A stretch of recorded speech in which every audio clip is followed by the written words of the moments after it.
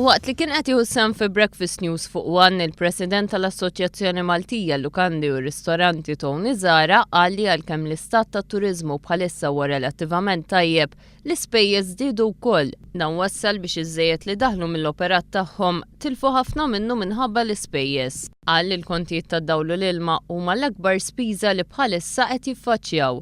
Gvern ġdid se jkun qed jimxi fuq roadmap għal 5 snin li ġejjin li se twassal għal roħs medju ta' 25% fil-kontijiet tad-dawl anke l-industrija.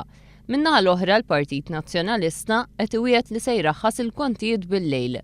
Mistoqsi li ma' proposta hija l-aħjar għal ġid ta' dawk li operaw f'dan il-qasam, il-President tal-MHRA wieġeb hekk. Dak illi tkellem fuq il-Partit Laburista kien pass pożittiv għax bdejna inħarsu lejn l-operazzjoni. Bħala organizzazzjoni aħna jenna nitkellmu għal 3 snin. Ngħidu illi l-mudell li hemm ma jistax ikompli. U għal 3 snin ilna naħmam. U ġifieri aħna rridu naraw mudell ġdid.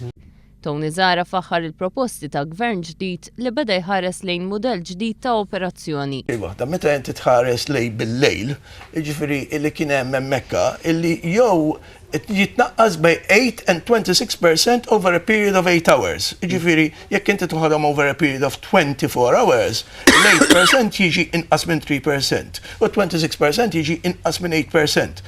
Illi hemm on the table mill-Labour Party hija 25%. It's a no-brainer li ma waħda aħna nridu nmorru għaliha. Għalli hemm bżonn ta' pjan serju biex fil-qasam tat-turiżmu issir ħidma aktar fit-tul li tattira turisti fix-xhur l-aktar kwieti.